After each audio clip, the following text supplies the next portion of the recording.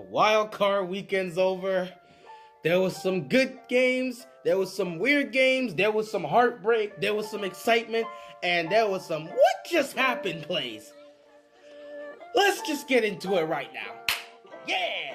Time to recap. Let's get started. Colts, Texans. Good Lord, the Texans once again do not show up at home. What a surprise. Hey, they did better this time. They didn't get shut out. They actually scored a touchdown. Last time they went to the playoffs was against Kansas City. They didn't score a single point. This time they got Deshaun Watson. DeAndre Hopkins finally got a quarterback who can throw. They're going to do some stuff. They're at home against the Colts. Let's get it. Well, Deshaun Watson got his touchdown in the fourth quarter with the game basically over. Couldn't do anything. Most of the game, shut out. Couldn't do anything on offense. DeAndre Hopkins, he was trying to get something done, but he wasn't really explosive as you expected him to.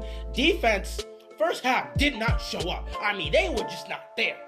Like, 21 points in the first half. The Colts, it looked like the Colts just won the game in the first half and just cruised their way to victory in the second half. Defense of the Texans did not show up in the first half. Andrew Luck was able to do whatever he wanted.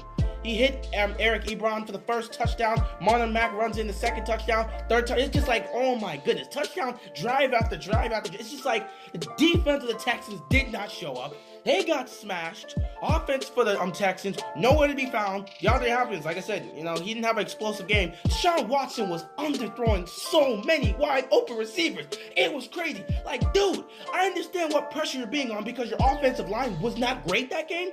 But this dude, pass after pass after pass after pass, underthrow, for like 5 yards, dude's open, underthrow, third down, dude's open, underthrow, just hit my camera, way to go, don't care, underthrow. First half was atrocious, came 0 points for the Texans. Second half, they tried to do something. The Colts offense all of a sudden went to sleep. They were like, we about to win this game anyway, we ain't gonna do nothing. Went to sleep, didn't put up a single point for the rest of the game after going up 21-0. Texans tried to fight back in the fourth quarter. It was too late by then. So, Texans back into the playoffs. Quite disappointing for them, not gonna lie. I expected more from Deshaun Watson and Texans. I picked the Colts to win the game, so I'm not surprised they won. But I expected more from the Texans. They're going to have to get some work done because they were easily the weakest team out of all the playoff teams. And that's saying something considering what happened with my team, but we'll get into that. But yeah, the Colts are dangerous. They're heading into Kansas City. Patrick Mahomes and that team better beware because they know their defense is not great, and Andrew Luck is looking to light them up. So, careful, Chiefs. Do not get overconfident. Do not get cocky just because you have Patrick Mahomes. Prepare well. Prepare for Andrew Luck because he's coming and he's dangerous. Good Lord. Can't wait to see that matchup. It's going to be exciting. Andrew Luck versus Patrick Mahomes, man. Woo! On to the next one. All right, I got you. Next game we have to talk about. You had the Seattle Seahawks travel to Jerry World to face off with the Dallas Cowboys.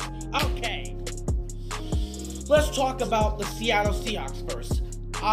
Defensive-wise, they had trouble stopping the run game. They didn't give up any majorly big plays from Zeke, but Zeke got a lot of yards. Like, I think he had 177. I don't know, maybe that's the wrong thing. No, he had a lot of yards. He was getting some crucial runs in the game.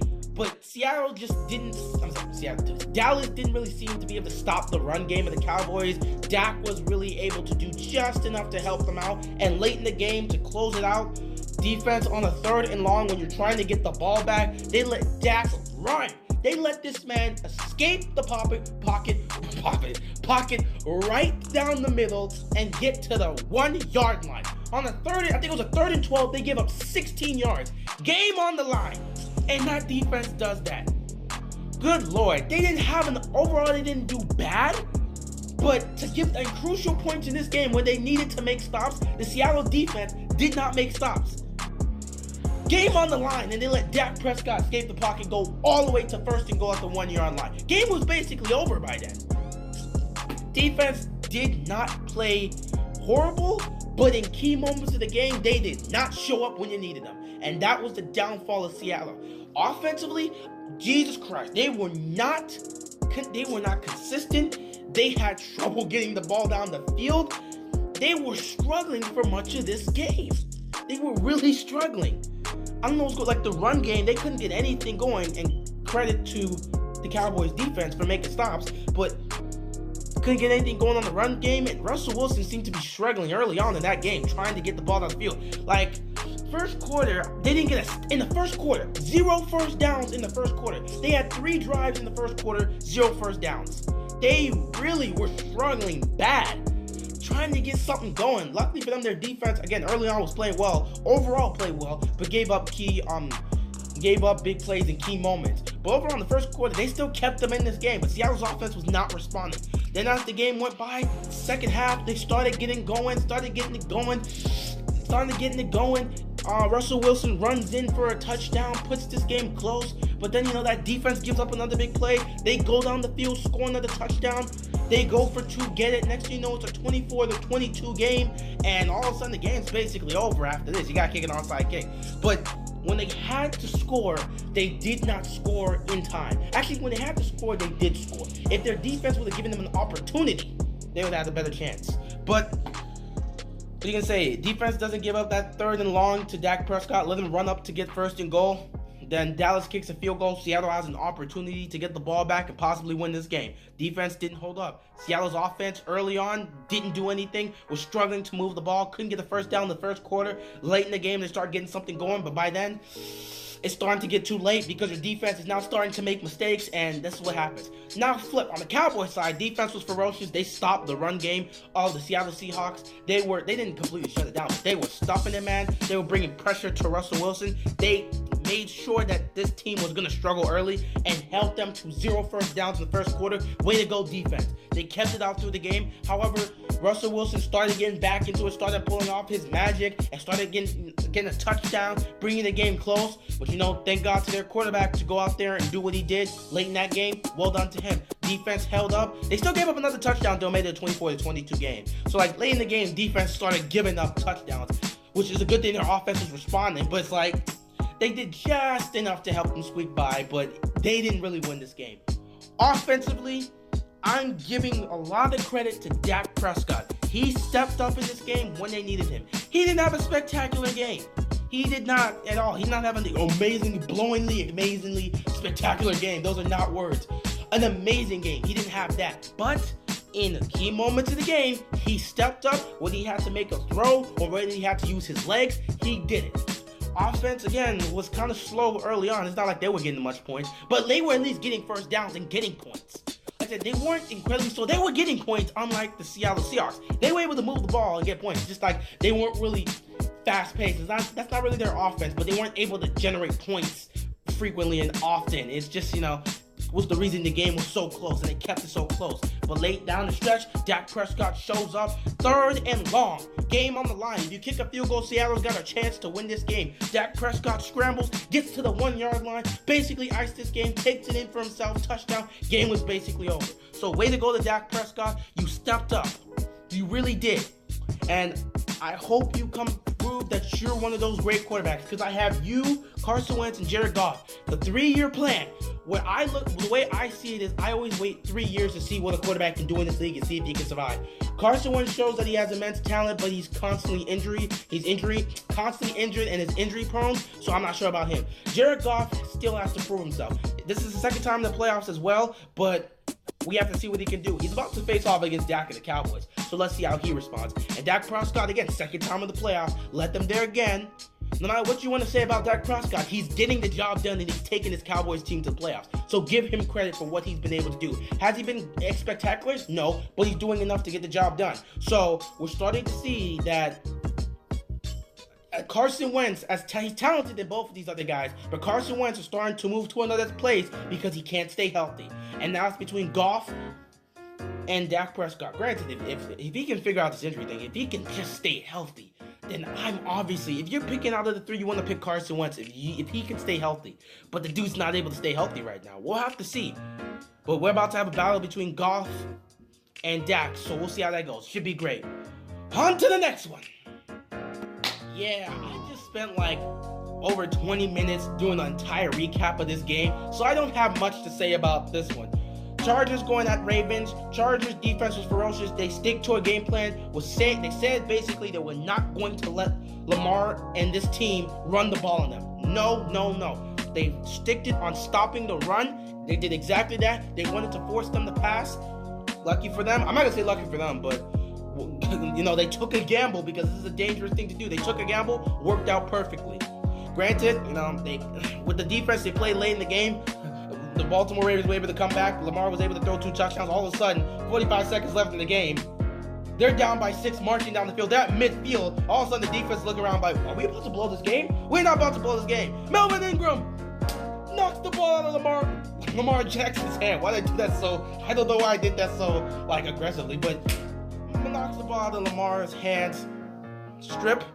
Game over. Ices it. So defense, they were aggressive for most of the game. Took their foot off the gas pedal, almost blew this lead, and in the fourth quarter made sure they made a key play. One of their great players went out there, made a play, made a stop, iced this game. Way to go, the Chargers defense. Chargers offense wasn't really explosive, but they were getting down the field.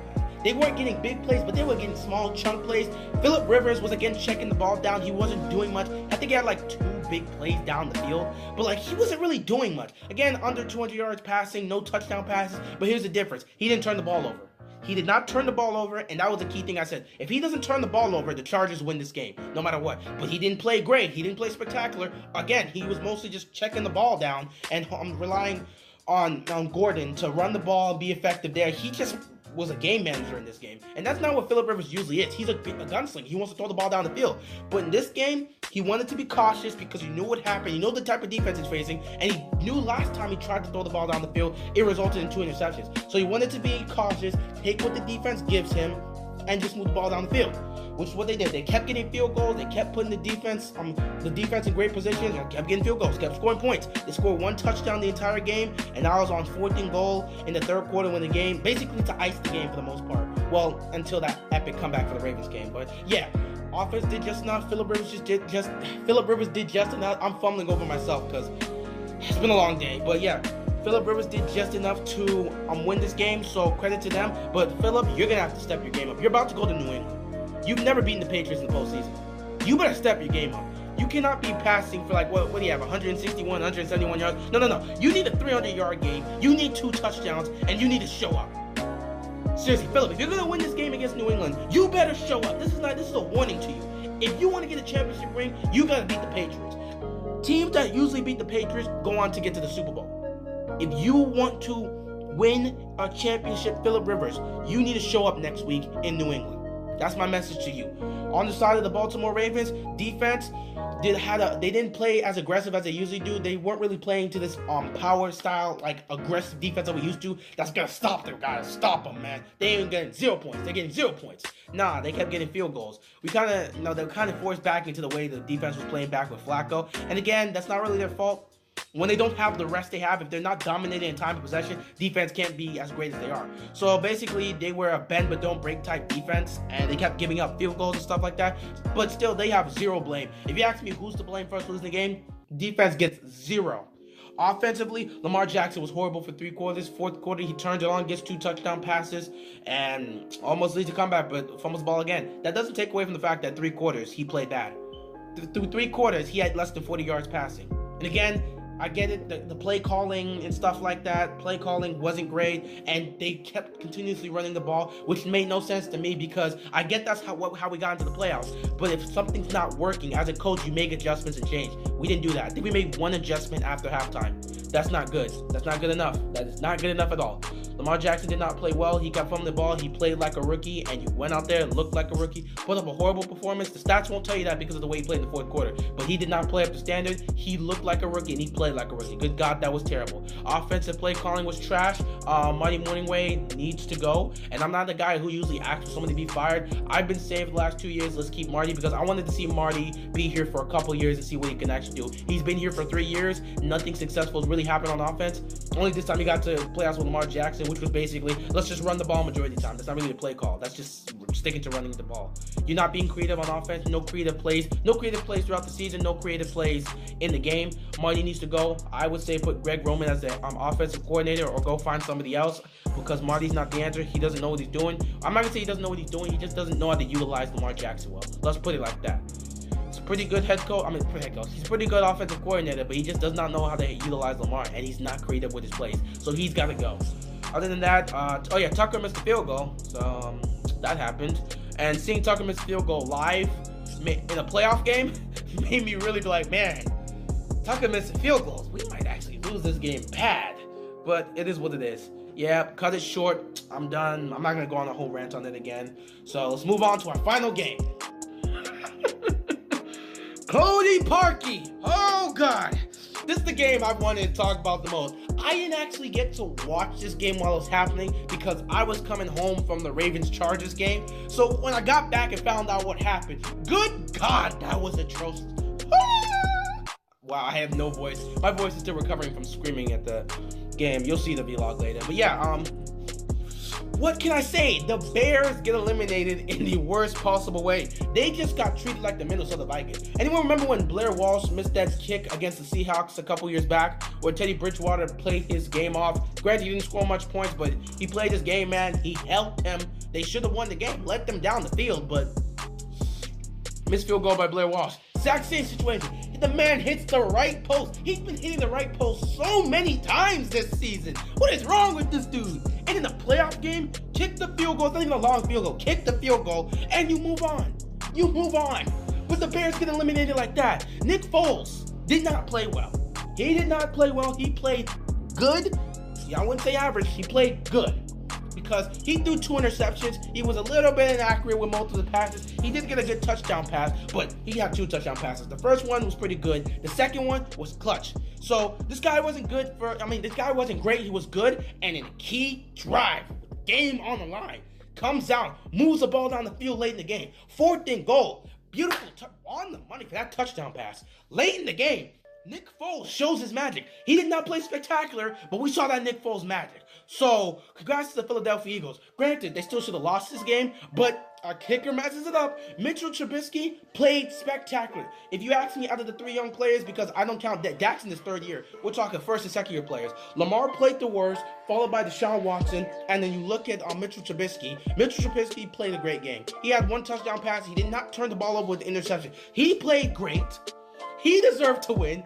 On the final drive, he gets them down the field with a beautiful, beautiful pass towards the sideline on the money, gets them into field goal range, and Cody Parkey can't hit a field goal.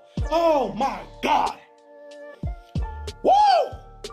Man, that's rough. That's rough. That's rough. That is really rough. Oh my God, I can't believe it. That's how they go out. Good Lord, that is tough. That is tough. And I don't even have much to say because Nick Foles didn't play well, but he didn't play spectacular. He played good, but he got the job done. And Mitchell Trubisky played really well, but kicker missed the field goal. So now the Bears are out. So now we're moving on. We got the matchups. We got the Colts taking on the Chiefs. We got the Chargers taking on the Patriots. We got the freaking Saints taking on the Eagles. And you got the Rams taking on the Cowboys. Can't wait to do those previews. I'm out of here. Peace.